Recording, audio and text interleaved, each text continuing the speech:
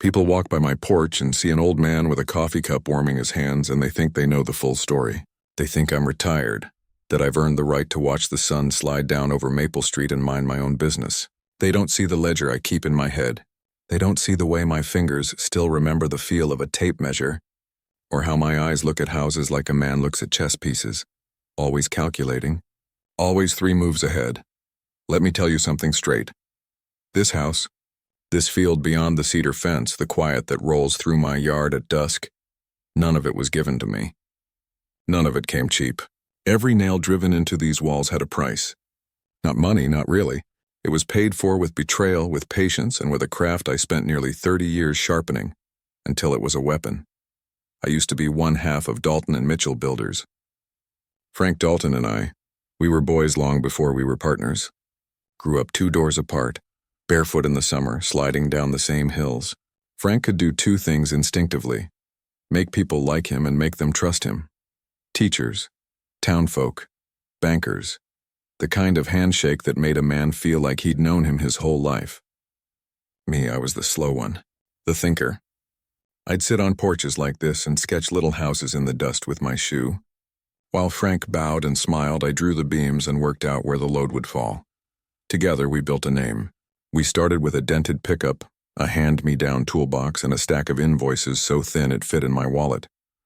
We hauled lumber, poured concrete in the rain, and showed people what honest work looked like. In 5 years, our name was on more barns than I can count.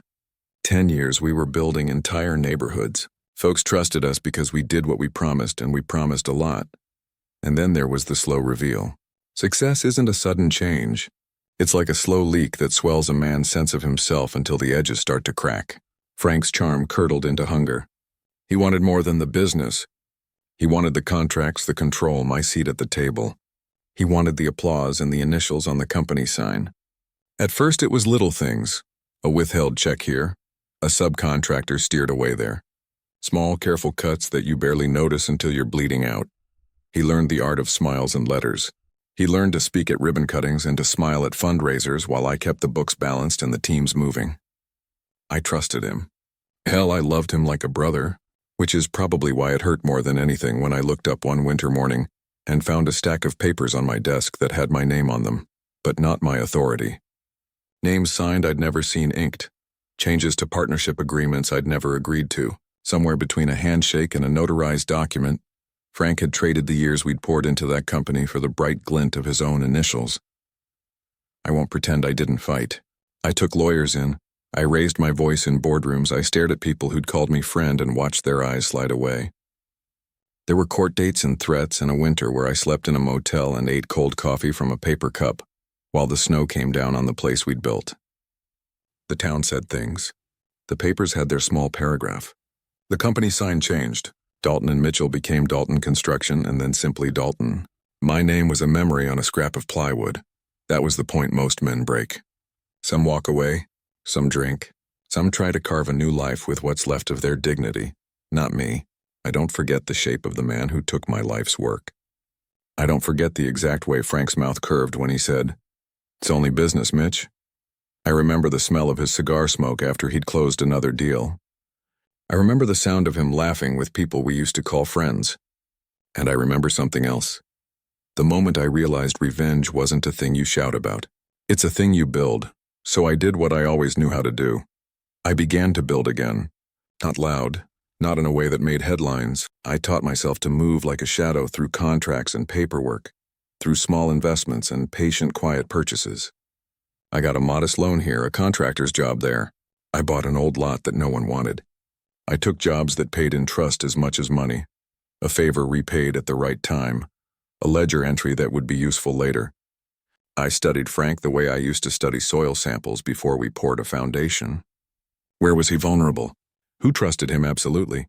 What scaffolding held his empire up? Revenge, I learned, is a lot like building a house. You start with solid foundations. You measure twice and cut once. You know where the load will fall and which beam, when removed, will send the rest toppling. You leave no loose ends. You make the plan so precise that even the man who betrayed you will walk into it smiling, convinced of his invincibility. And so I waited. Not idle. I worked. I saved. I took small satisfactions in the mundane progress of a life reconstructed. Meanwhile, Frank climbed higher. He got the awards, the charity plaques, the country club invitations. He never looked back. That was his mistake. So when people see me here now, rocking in this chair, with steam rising off my coffee and the same weather-beaten hands that once wrestled joists into place, they think they see a man who's given up. They don't see the blueprints folded in the bottom drawer of that little kitchen table. They don't see the list of names and dates and deeds I've memorized. They don't see the way my eyes track his old trucks when they roll down Highway 9. This is my story. How a boy with a tape measure and a quiet jaw learned to build patience, to scaffold a plan, and to lay a trap that would be as inevitable as gravity. I'll tell you every piece of it. The lies, the moments, the exact hour that everything came down. But first you need to understand where it began. With a friendship that felt like family and a betrayal that burned everything to the ground. Frank and I met before we even understood what it meant to have a friend. Back then, friendship wasn't about loyalty or trust. It was about who you could share your sandwich with, or who'd help you build a treehouse out of stolen lumber behind Old Man Curtis's barn. We were just two scrappy boys in a forgotten Indiana town, barefoot in the summers, mud up to our knees, dreaming of something bigger than cornfields and county fairs. His father drove trucks for a living, gone for days at a time, sometimes weeks. When he was home, the smell of diesel and whiskey followed him like a shadow. My old man was a carpenter. Good with his hands, bad with his temper. He built half the town and tore down half our house in his drunken fits. That's probably what tied Frank and me together in the first place. We both grew up learning to read anger, to listen for footsteps in the hall before trouble found us. We built our first business when we were 10, though calling it that is being generous. Frank would knock on doors, flash that grin of his, and promise the neighbors we'd mow their lawns, paint their fences, or patch up their sheds. I was the one who actually did the work while he talked us into the next yard. He called himself the salesman. I called him lazy. Somehow, between his mouth and my hands, we made a few dollars, enough for sodas, baseball cards, and a sense that maybe, just maybe, we could shape our own luck. By high school, we were inseparable. We weren't just best friends. We were brothers in everything but name. We worked part-time after school, fixed up old bikes, helped out in shop class, and dreamed of getting out of town. Frank had that easy charm, the kind that made girls laugh even when he didn't say anything funny. I was quieter, more focused. He used to tell me, "Harold, you'll be the one on top someday." Me, I'll just talk my way there. I laughed when he said that. Didn't realize at the time he meant every word. We graduated in the same summer the factory shut down, and half the town started packing up. I went off to trade school, carpentry naturally. My father had taught me enough to swing a hammer straight, but I wanted to build more than houses. I wanted to build a life that couldn't fall apart with one bad night and a bottle of bourbon. Frank tried college, but it didn't stick. He lasted one semester before deciding the world had nothing new to teach him. When he came back home, I was knee-deep in sawdust working on my first solo project, a deck for a retired couple outside of town. He showed up in his old leather jacket, eyes bright, grin wide as ever. He clapped a hand on my shoulder and said, "Partner, let's build something that lasts." I didn't know it then, but that sentence would change everything. We pooled our savings, what little we had, and bought a beat-up Chevy truck that coughed more smoke than it ran. Frank drew up a name on a napkin, Dalton and Mitchell Builders. It looked good in ink, like it belonged on a billboard. Frank was the mouthpiece, the deal maker, the guy who could talk the rust off a nail. He'd walk into a diner and walk out with 2 renovation jobs and a promise for a third. I was the steady one, the builder who made sure our promises stood straight and didn't collapse after the first storm. He brought the clients. I brought the structure, and for a long while it worked. We started small, sheds, porches, garages. Then came full remodels, then houses. The work was honest, the pay decent, and the satisfaction pure. We'd shake hands after every project, covered in sweat and sawdust, proud of what we built. Folks around town started calling us the boys who could build anything. Frank loved that.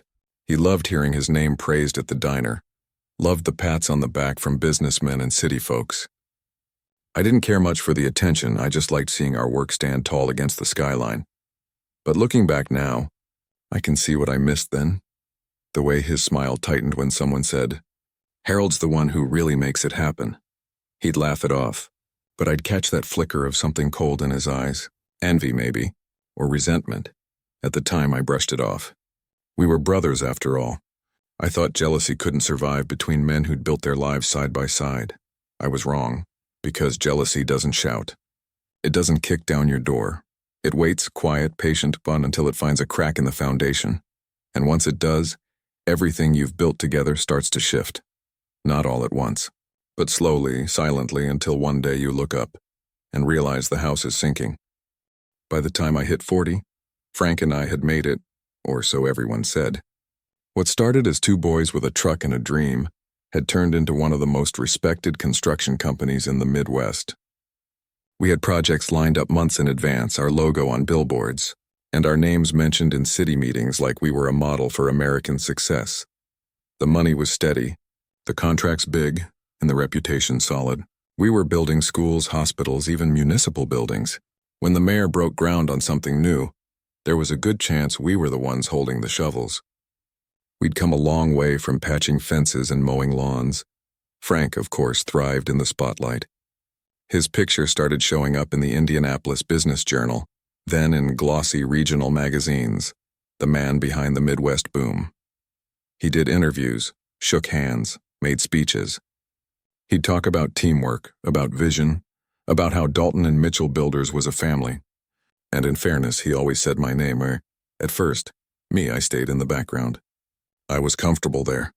Someone had to make sure the beams lined up, the concrete cured right, the payroll balanced. I wasn't built for cameras. I was built for work. And Frank was built for attention. It was a balance that used to work. Until the weight started to shift, our wives became close. Dinners on weekends, joint vacations, backyard barbecues with the kids running through sprinklers. Frank's wife, Lydia, loved entertaining. My wife, Marjorie, loved hosting. They'd set the tables, we'd grill, and it all felt like the American dream was alive and well between our two homes. Our kids even called each other cousins. We'd sit in lawn chairs at dusk, a couple of beers in hand, watching them chase fireflies. I remember Frank once said, "We did it, partner." From nothing to this, I believed him. But inside the walls of that shiny new Indianapolis office, the ground was shifting beneath us. Small things at first. Conversations cut short when I walked in. Paperwork signed without my review. Meetings held without my name on the invite list.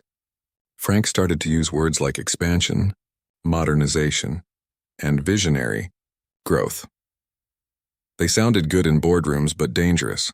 To a man who'd built his life on steady ground, he wanted to branch into high-end real estate, luxury condos, speculative developments, risky ventures with million-dollar gambles. He talked about investors, markets, and the future of construction.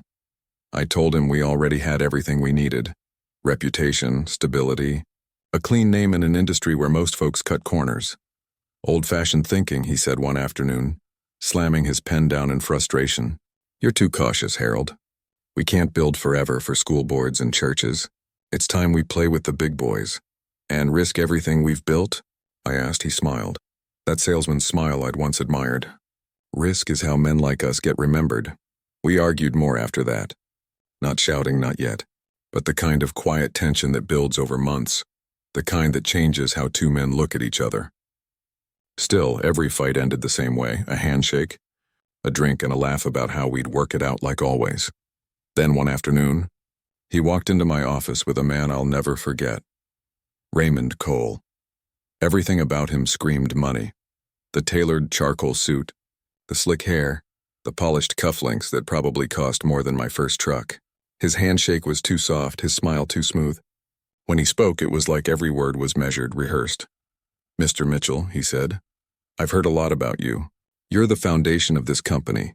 The way he said it made my skin crawl. Like a man admiring a structure he already planned to tear down. Frank clapped me on the shoulder. "Raymond's the future, Harold. He's going to take us to the next level. Think hotels, skyscrapers, real estate empires. We're talking legacy here. Legacy." That was Frank's new favorite word. I didn't trust Cole for a second. Men like him didn't get rich by building things. They got rich by owning people who did.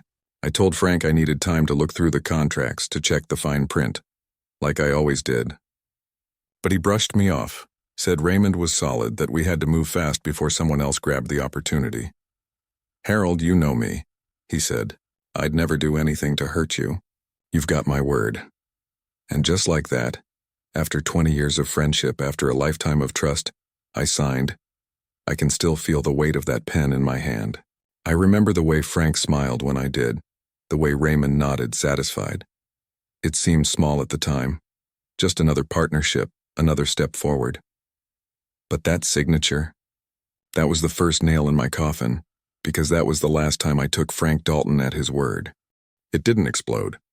Betrayal, the kind that hollows you out, usually doesn't. It seeps in like water through an unseen crack, and by the time you notice the stain, the joists are rotting. The first signs were small enough to be embarrassing to admit. A line crossed out on a contract. An extra paragraph in a filing I'd skimmed late at night. A signature I could swear looked like mine, but the looping H was just a shade off. I remember telling myself I was tired. That paperwork at 2 in the morning was always sloppy. I told myself Frank couldn't do anything underhanded. That faith was stubborn. It had been the bedrock of 20 years. Then the letters arrived. Routine audit, it said at first. The accountant's voice on the phone that sounded like he was reading from a script. "We need you to come in, Harold. Some discrepancies have shown up." Discrepancies. That polite word swallowed the stomach-turning panic. I went into the office expecting a bookkeeping error, an account transposed, an invoice missing. I didn't go in expecting a courtroom play dressed up as corporate housekeeping. The auditors arrived like a cold front. Men with folders, women with tablets, faces that never smiled. They examined ledgers the way carpenters check foundations, for settling, for movement. They pulled invoices, cross-checked deposit slips, and, my gut sinking with every page turned, found misplaced funds, reallocated expenses, and invoices paid to shell entities. Names I'd never heard of showed up in the columns like ghosts. Lines traced back to accounts that funneled through a maze of shell companies so neat it could have been a work of art if it weren't theft. I called Frank. He was smooth on the phone, the same voice that got us steel beams and permits and applause. "Harold, let me handle it," he said. "These things happen in growth. Raymond's on it. We'll clean it up." Raymond Cole, the investor who smelled of new money and slick promises. He had a tight grin on Frank's side of the line. Then came the lawyers. Men in tired suits with slicker smiles and bills that read like small novels. They laid papers in front of me, one after the other. Legalese, clauses, notarized stamps. They spoke slowly, as if I were a man who needed simple frames to understand complicated motions. For the good of the company, they said. To streamline leadership. They spoke of fiduciary duty and the board's best interest. They said words that made it sound like I was stepping down for everyone's benefit, and always the same soft insistence. "Maybe it's time you took a break, Harold. Let the younger men steer things." Younger men. As if age were incompetence. As if loyalty was a liability. It should have tipped me off, the way Frank's hand lingered on the table, the way his eyes slid right over mine when they said transfer. But I'd been trusting since I was a boy who didn't know better. I believed a man I'd bled beside. I believed the same handshake I trusted since we were 10 would hold truth. 2 weeks after the audit, a letter came with a header and a seal. Official company notice. Minutes from a special board meeting. A statement that my shares had been bought out per majority vote. Attached were documents that bore my signature in places I never remembered signing. Dates that matched days I'd been at work. Affidavits from notaries who swore they saw me sign. The papers were immaculately legal, airtight on face value. Frank sat across from me when I opened them. He folded his hands like a man who'd arranged the pieces and watched them fall into place. You would think anger would have flared from him, the old Frank who laughed too loud and patted you on the back. But he was matter-of-fact, disturbingly calm. "Harold," he said, voice steady, eyes level. "I'm sorry it had to happen like this. But you know business, shifts occur. I had to protect the company. You had some liabilities. This was the best way forward." He said it like a man comforting a neighbor about a busted fence, not the carpenter who had taken the hammer from you and kept the house. When I asked him how my shares had been transferred, he slid a thin, laminated copy across the table, notarized, signed, my signature on the dotted line. I traced the ink with a finger until my fingernail caught on the ridged paper. It looked like mine, It was mine, he told me. I had signed weeks before during a late-night meeting, a document consenting to temporary delegation while I recuperated. I remember the meeting in flashes. Coffee, tired eyes, the hum of air conditioning. I remember nodding and trusting. I remember his hand on my shoulder saying, "Take care of yourself, Harold. We'll cover everything." The document was small print poison, legal, yes, moral. No. A man can have his name carved into a contract and still be robbed of his life. Word spread like a spark in dry grass. People who'd once called me by name began to duck their eyes when I passed. Longtime clients were approached with new terms. The trucks that wore our logo changed overnight. Dalton's blue and white remained, but Mitchell's name was scraped, painted over, gone. There was a moment, a dull, quiet slice of time when I stood at the board of our old office and watched men I had hired and trained shift their loyalty like chairs around a table. They had invoices to worry about, paychecks to secure. Men make complicated moral choices when mortgage payments are due. The worst of it was the silence. Not the clack of courtroom gavels or the crashing of businesses closed in one dramatic scene, but the small, intimate betrayals. The friends who stopped returning calls. Lydia's coolness in passing. The way she no longer laughed like she once had at our backyard cookouts. The way my son's friend was suddenly too busy to come play football with my boy. The echo of my name being erased from the company sign was a physical thing. A scraping, a smear of paint, a worker lifting a ladder and taking down the letters we'd put up together. It sounded like a small coffin lid being nailed shut. I confronted him, of course. I walked into his office as if stepping into the eye of a storm that I could calm with a good, honest word. He didn't raise his voice. He didn't even look surprised. He sat back, folded his hands, and said, as if reciting a grocery list, "Harold, business is business. You taught me everything I know. That's your legacy. You've earned the right to step away and enjoy it." He said it like he was doing me a favor. He said it like he'd given me the moral high ground and pocketed the rest. At that moment, the magnitude of the theft settled into me like a silence after a gunshot. Not pain at first, more like frost creeping into a room. Cold spreading, there was humiliation too, a burning awareness that I had trusted a man to whose face I'd once given shelter from the rain. I'd been made small by paperwork and smiles. I left that day with only one thing that was truly mine. My name. The rest was gone. Contracts, property, the fleet of trucks we'd financed together, the office with windows I'd helped install, the long-term clients who'd been turned by preferential billing and newfound partnership deals. Even some of the people we'd always trusted to stand with us had been quietly bought out or pressured by new terms. My life's work, redistributed without a sound. The town watched, of course. There were whispers in the hardware store, muted conversations at the church potluck. People played the part of confidant and judge, and I learned more about human tendencies in those weeks than I had in 30 years. How easily loyalty becomes negotiable, how fast admiration turns to gossip, how visible success can blind people to the ugly tools used to get there. And when the initial storm of anger and disbelief passed, something colder took its place.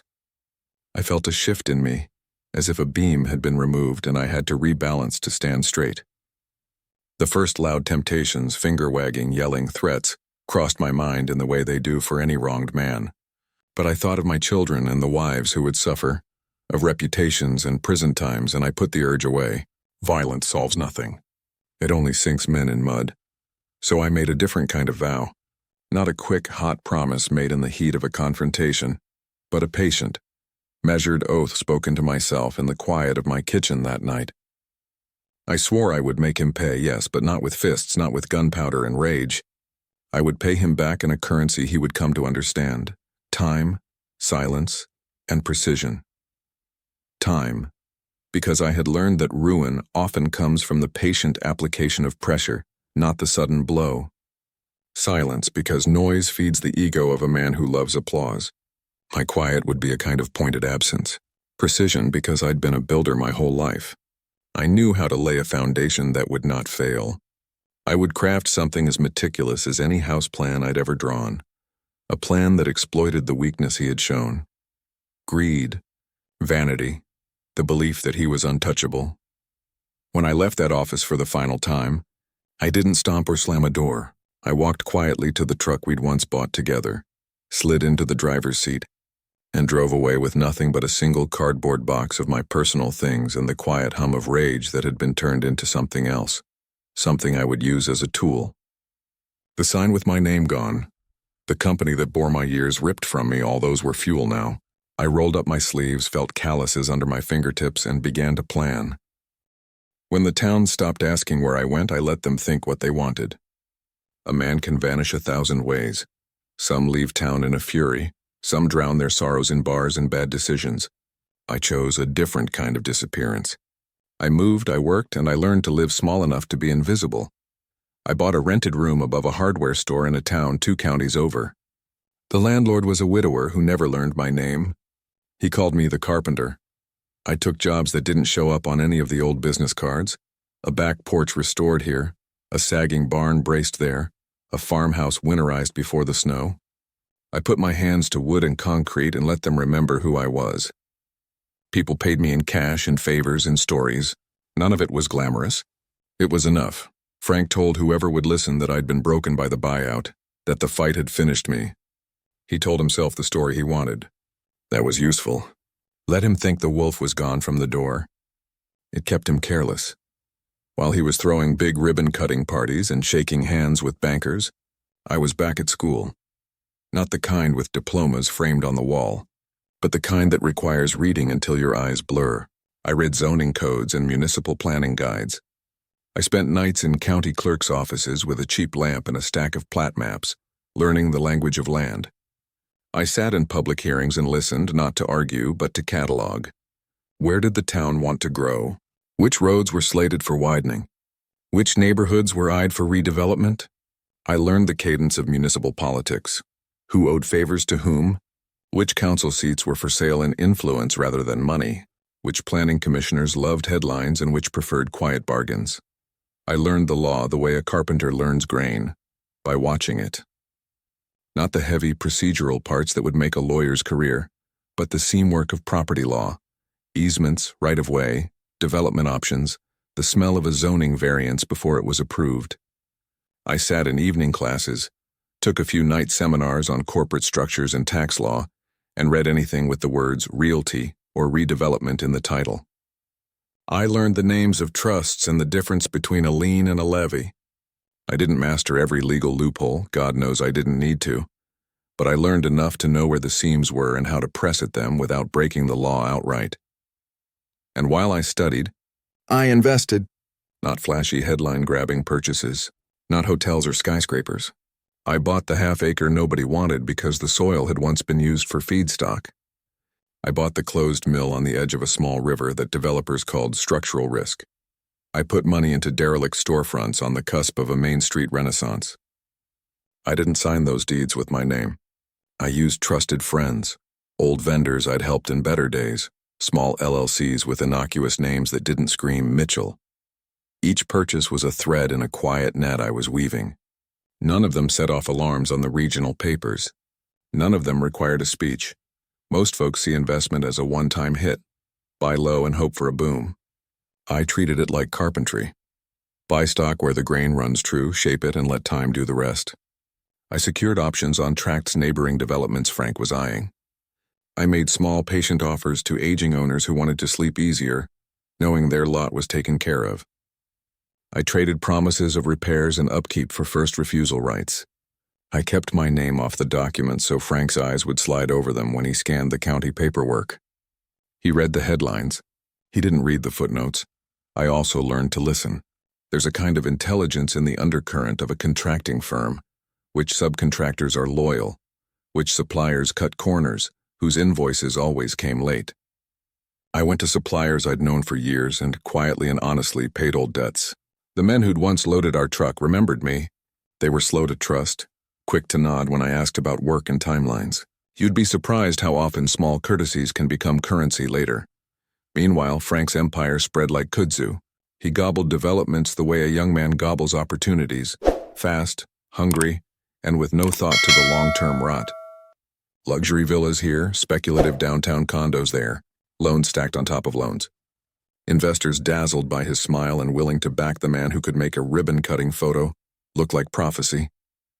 When you expand that quickly, you trade stability for spectacle. You borrow against the future, assuming the market will always rise. You open lines of credit that demand attention and payment on someone else's timetable. I watched his press releases, the glossy brochures, the permitting notices.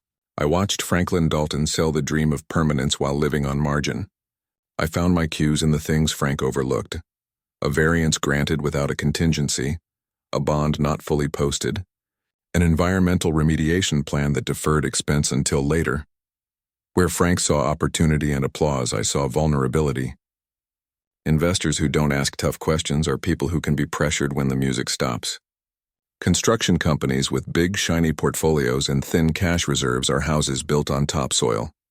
Years in the shadows taught me another useful skill: patience. I learned in a way that humbles a man how to wait. I placed small strategic bets. A parcel here, an option there. I bought a half interest in a holding company that owned a useless strip of land between a highway and a planned commuter rail line. Nobody wanted it at the time, but I had the sense to listen when a county official mentioned the rail project at a chamber breakfast.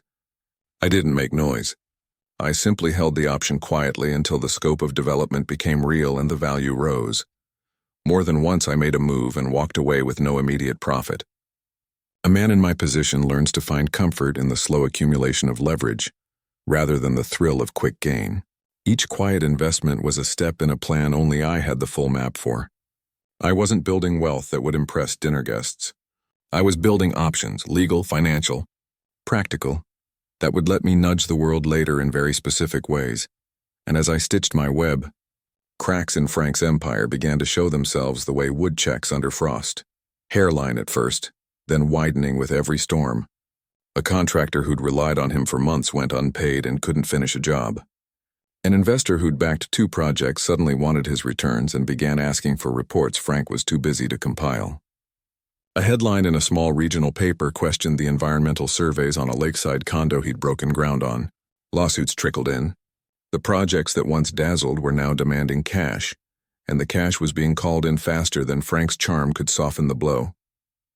I watched him flinch when reporters' calls came. I watched his smile get tighter at board meetings when nervous investors asked for audits. He'd expanded too fast, too publicly, and in that overreach the small failures multiplied. Men who build on margin assume the market will bear them. Men on the ground know that weather comes and sometimes it brings a recession with it. Frank had the showmanship, but he'd lost the conservative competence that holds a company through the lean years. That's when I began to move pieces into place that I had bought long before. I called on favors quietly and without ceremony. A former supplier agreed to sell inventory on terms that others wouldn't. An old permit clerk tipped me to a forgotten covenant. A retired attorney friend advised on trust structuring that would let me hold influence without exposure. I didn't want dramatic confrontations. I wanted options set like hinges on doors I planned to open. I don't pretend there weren't nights of bitterness. I remember making supper for 1, 2, 3 years in a tiny apartment and feeling the cold of a man who'd had his life rearranged by a smile. But between those bitter moments were countless hours of calm work, filing quiet deeds, attending small-town planning meetings, showing up to council hearings, asking polite questions of men who'd once sneered at me. I planted the seeds other men ignored because the seeds were small and unglamorous. Then when the right fissures widened and Frank's people began to sweat, I made my move. Not with a trumpet blast or a dramatic expose. It was methodical, like setting a beam in place and waiting a dry day for the mortar to cure. The years in the shadows had given me more than anonymity. They'd given me the careful accumulation of leverage, knowledge, and allies. They'd given me the long view. And when I finally stepped back into the light, it wasn't as the broken man Frank had celebrated. It was as someone who had learned to read the grain of the world and to work with it, quietly and relentlessly, until the structure he built began to show the weaknesses only someone who knew how to look for them could see. You don't start a plan like this by shouting it from a rooftop. You start it by drawing lines on paper, measuring twice, and hiding the ruler. I set up Harborstone Holdings the way a man builds a shell around a fragile thing, neat, legal, and deliberately forgettable. A clean name, a plain logo, an address in a different county, and a mailbox that forwarded to a phone I kept on a pay-as-you-go plan. I kept my face off the filings. I used trusted attorneys and accountants who knew how to form LLCs without making them look like a cry for attention. Harborstone wasn't glamorous. It was efficient. It existed to hold property and options until I needed them. The first and most important move was land. Not the pretty kind you read about in papers, but the kind everyone else ignores. Low ground, overgrown, soggy in spring and mostly mosquito in summer. There was a tract of it on the map right beside. One of Frank's flashiest upcoming developments, a lakeside luxury community he'd been touting for months, with glossy renderings and model homes that looked like stage sets. Everyone in town had stared at his brochures. Nobody, not even Frank, bothered with the patch of marsh between his development and the access road. It looked worthless. That's what made it perfect. I purchased it through Harborstone quietly, with an option agreement that let me lock the property at a low price while keeping my identity obscured. I didn't buy the whole swamp outright at first. I bought control, a first refusal clause, a small purchase contract, a thin thread that would let me pull the property into play when the timing was right. In public records, the buyer was a name most people wouldn't read twice. In my head, it was the first corner of a house I intended to finish. The real leverage came not from the land itself, but from the knowledge I'd been collecting for years. I'd sat in planning commission meetings and read hundreds of pages of municipal plans until the paper under my fingertips was soft. I knew a new commercial district was in the works, a corridor of mixed-use space the county was quietly courting to bring in tax revenue and commuter services. The studies were filed in obscure reports, not headlines. It was the kind of development that changes values overnight if the maps are redrawn in your favor. When the district plan was published publicly, the paper didn't scream. It was a paragraph in a planning bulletin. To everyone else, my little swamp didn't change. But to me, the lines on that map were the same as a carpenter seeing where the load would fall. They showed stress points and leverage. Suddenly, that low parcel that everyone had shrugged at sat squarely in what the county planners called a future commercial corridor. The land that had been worthless on Friday would be prime, frontage on Monday. What I did next was surgical. I didn't attack Frank directly at first. I made sure his project continued exactly as he wanted. I made sure he poured money into it, that he committed more of his reputation and loans to the lakeside showpiece. I was the patient kind of predator. Let him gorge. He believed in momentum. He believed in appearances. So I ensured the momentum built and the appearances dazzled. Then I tightened the screws from 3 different directions. First, leverage the land. Once the commercial corridor designation became public, my Harborstone parcel's zoning potential shifted. The banks reevaluated values. I exercised options, consolidated deeds through quiet transfers that were all above board. Within weeks, appraisals on neighboring properties went up. Every lot Frank had sold as a premium residence suddenly sat across from the potential of lucrative commercial frontage, retail, a community center, access roads. In plain terms, the ground beneath his development had become more valuable for commercial access than for lakefront condos. That repricing shifted the math on his project and the perceived utility of the lots he'd already marketed. Second, information and timing. I didn't lie. I didn't fabricate grand scandals. I exploited timing and truth, and for the purposes of leverage that is often enough. I began seeding anonymous tips to a couple of Frank's investors and a handful of local business reporters, and phrases like investigate the permits and look into zoning variances attached to the names of specific files they could all verify. The tips were not wild fabrications. They were carefully culled observations, small technicalities others might dismiss, but that would look troubling under microscope attention. A permit filed before a bond was posted, a variance granted without a contingency, a mitigation plan that deferred remediation to a later phase with no clear funding source. Those small truths, when unspooled in the right order, look like negligence. When repeated by press and investors, they look like a pattern. An investor who hears one oddity might frown. An investor who hears several will pick up a phone. I timed the leaks so they landed the week before a major funding draw Frank had scheduled to close a tranche for construction. I knew what his cash flow calendar looked like. I knew when he'd need the next round. That's the sort of detail you only get when you've sat in committee hearings and listened to the finance people talk. Third, attack credibility quietly. One anonymous tip to one investor is an annoyance. 10 tips to 5 investors, a journalist, and a bank compliance officer is pressure. The journalist dug into the public filings and published an article asking questions about permits and environmental impact studies. The story didn't scream fraud, it simply laid out the technical points. Timeline discrepancies, deferred mitigation, incomplete stormwater plans. Legally, there was no smoking gun yet, only open questions. But in finance, open questions are enough to prompt caution. And caution translates into freezing credit lines or delaying loan disbursements. Banks hate uncertainty more than they hate risk. When doubts appear, credit committees want audits and hedges. One bank put a temporary hold on a disbursement pending an independent review. Another investor, nervous at the thought of escalation, asked for additional guarantees. The dominoes that support big development projects are often thin. A contingent loan here, a guarantee there. Remove one, the rest rattle. I also made sure Harborstone's newfound position looked from the outside like a practical investor holding critical access.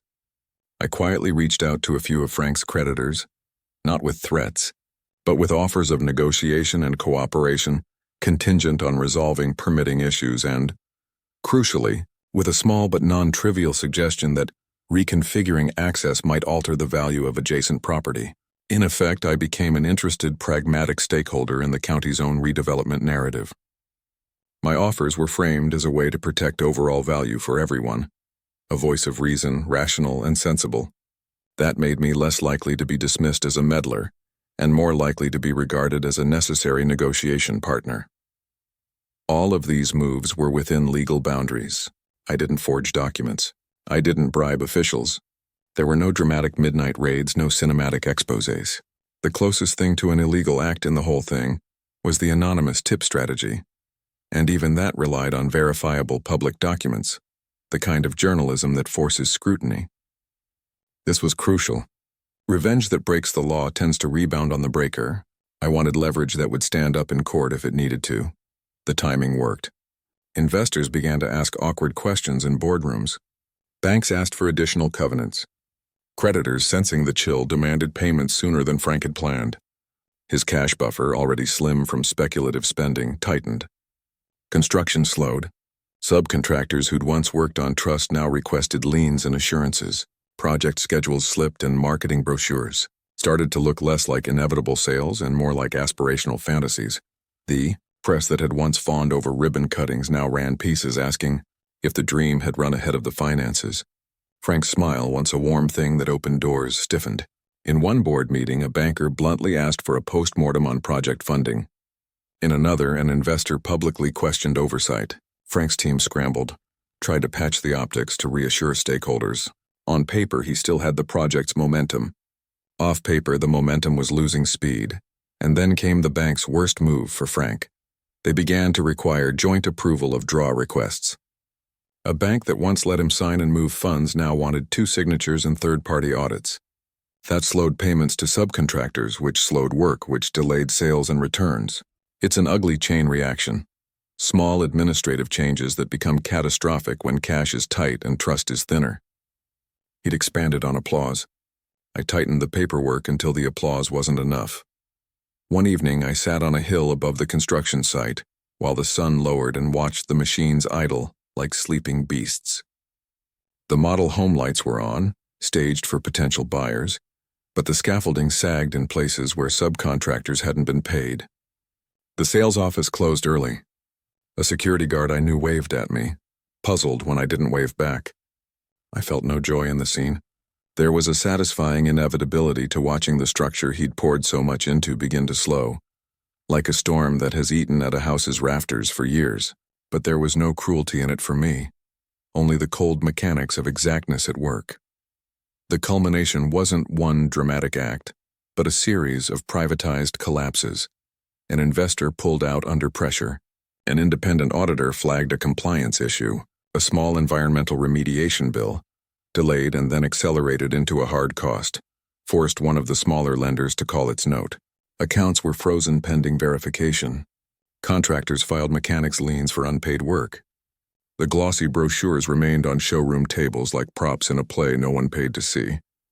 Frank's name, which had been gold, began to sound like brittle metal when spoken in private meetings. Where once he had sway, now he faced questions that cut deeper than any public critic could. His creditors stopped trusting reassurances. His partners began to whisper about restructuring. The more he tried to patch the holes, the more gaps appeared. He'd built a cathedral of flash on a foundation of credit. The foundation conceded under pressure. I watched it all happen quietly, the way a watchmaker watches gears align and misalign. When the final tranche of funding was delayed and the last investor quietly sought to be bought out, I knew I had done what I intended. I had used knowledge, timing, and the careful purchase of options to turn the curves of a county map into an instrument of leverage. I had never needed to shout or to brandish. I simply used the tools I had learned, law, land, patience, as precisely as any craftsman uses a chisel. When the collapse came around him, there was no melodramatic reckoning, no dramatic confession. There was paperwork, lawyers, and the small, intimate devastation of a man who wakes one morning to find the floor shifted beneath his feet. He made frantic calls. He smoothed speeches. He tried to mend relationships with promises and new terms. It was too little and too late. I'm not proud of the pleasure I felt. It was small and discreet, the same kind of thing you feel when a badly made joint finally aligns. I was not celebrating so much as verifying that my plan, my patience, had worked.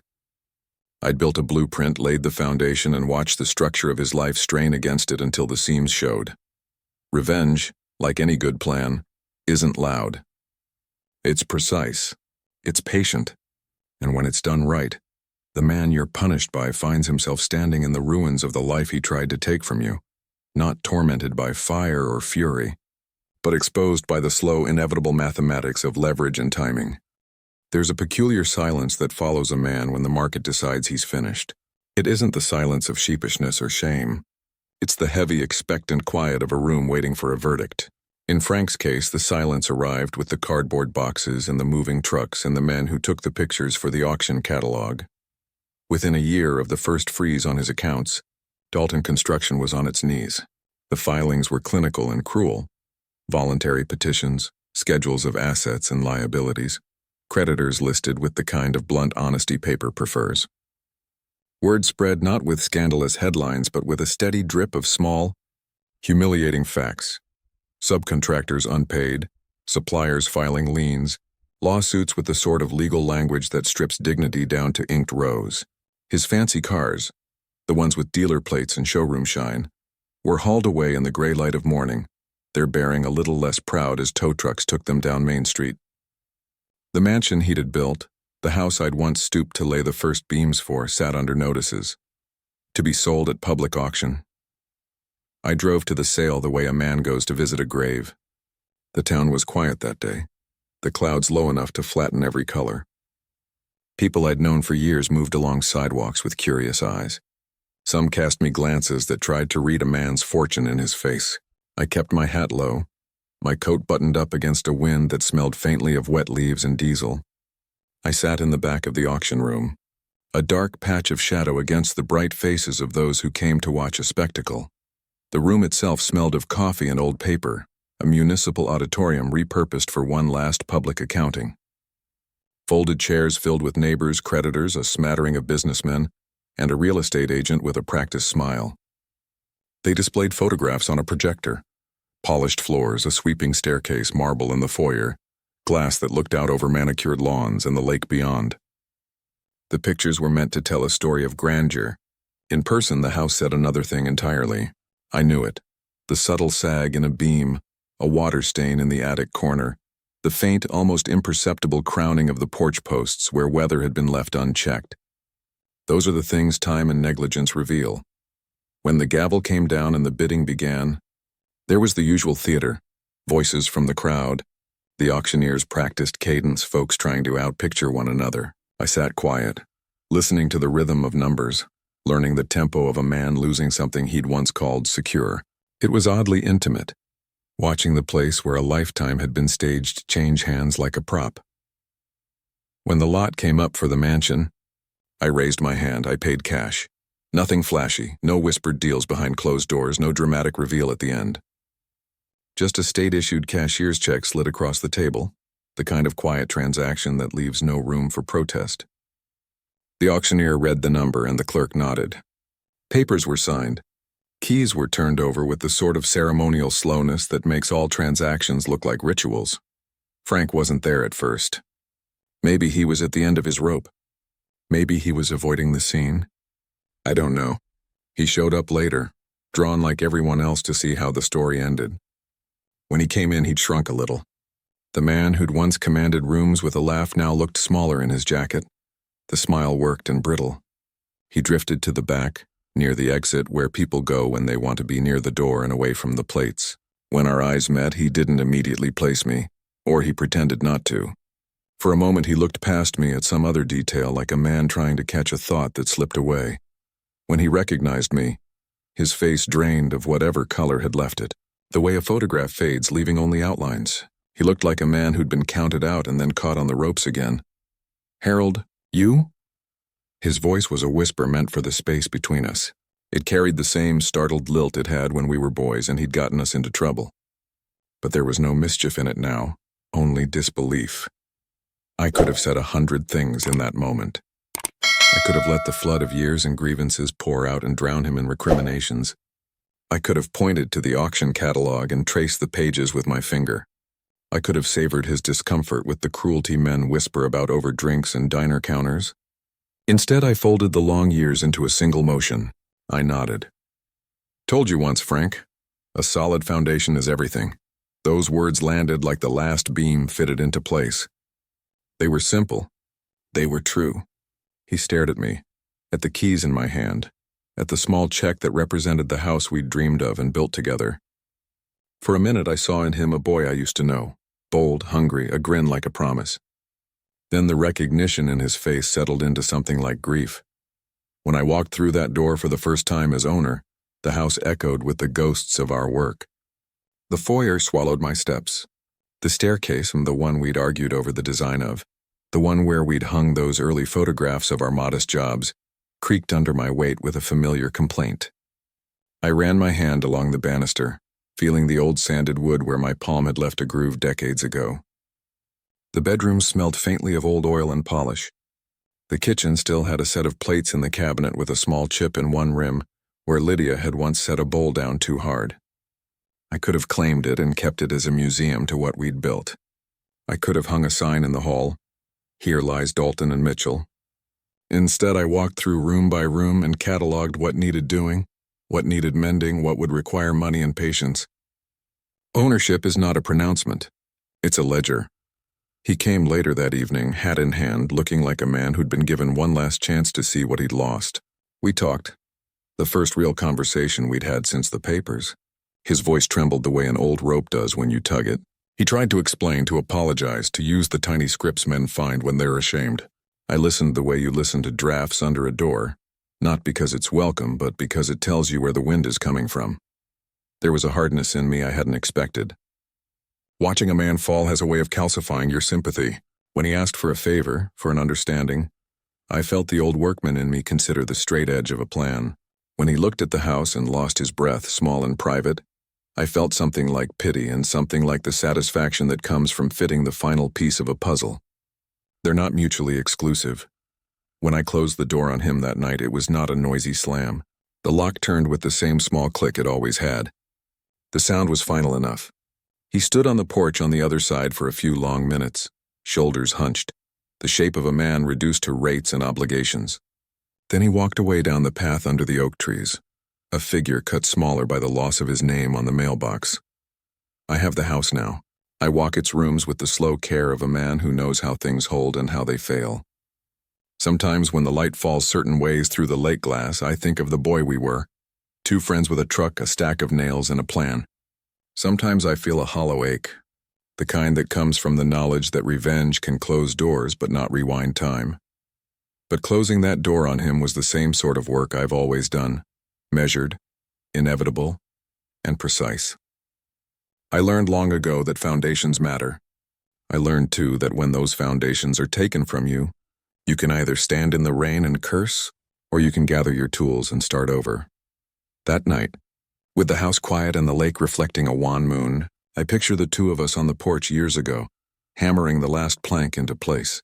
I remember his laugh. I remember the smell of fresh-cut timber. Then I turn the key in the lock and walk inside. It was early spring when Frank showed up. I remember because the air still had that chill that bites at your bones before the warmth of summer settles in. I was on my porch, same spot I sit every morning with my coffee, watching the sunrise stretch across the fields, quiet, peaceful, the way I liked it. Then I heard the sound of gravel crunching under tires. A beat-up sedan pulled into my driveway, rust on the doors, exhaust sputtering like it was taking its last breath. When the door opened, I barely recognized him. Frank. The man who once wore $1,000 suits and flashed that salesman smile that could charm a banker into lending him gold, now stood there in wrinkled clothes, hair unkempt, eyes hollow. The sparkle that once made people trust him was gone. What replaced it was something far more familiar. Regret. He stood there for a long moment, just staring. Then he finally spoke, voice low and worn out. "Harold, it's been a long time. I didn't move from my chair." Just nodded and said, "Yes, it has." He looked around the porch at the house behind me, his house once. The same mansion he'd stolen from me, built on my sweat and my skills. Now it was mine, and for the first time in my life I wasn't proud of winning. I was just settled. "Why, Harold?" he asked finally, his voice cracking. "Why'd you do it?" "We were friends." I took a slow sip of my coffee before answering. "No, Frank, we were brothers, and brothers don't stab each other in the back for a bigger paycheck." He flinched like I'd struck him. "I didn't mean for it to go that far," he said, shaking his head. "It was business, Harold. It got out of hand. I lost control. I almost laughed. That's the thing about control, Frank. You never had it, you just thought you did. You were too busy looking at the spotlight to notice the cracks under your feet." He rubbed his hands together nervously. "I just need a second chance," he said quietly. "A small loan, enough to start something again. You know I can build it back up. I've done it before." That's when I finally stood. I looked him right in the eye. The same eyes that once looked at me across a workbench, full of dreams and trust. "You already started over," I said. "You started over the day you betrayed me. Everything since then has just been the consequences catching up." He stared at me, lips trembling, eyes wet.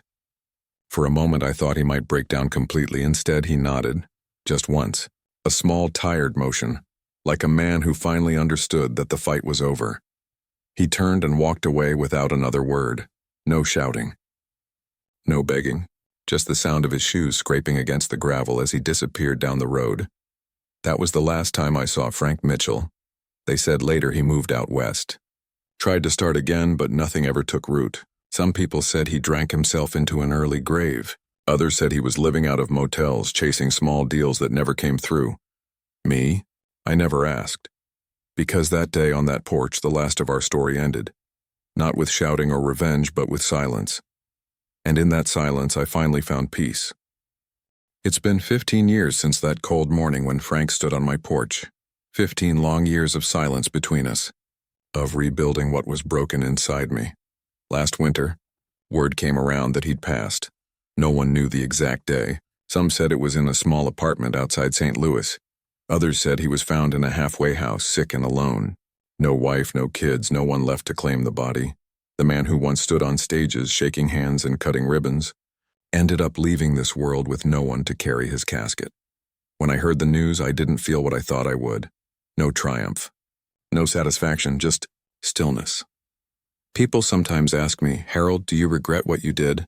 And I always tell them the same thing. Revenge doesn't bring happiness. It brings balance. It doesn't fill the hole left by betrayal. It just stops it from growing any deeper. See, revenge isn't fire. It's stone. It settles solid and heavy, and once it's in place, you learn to live around it. I don't smile because I won. Frank and I both lost something that day.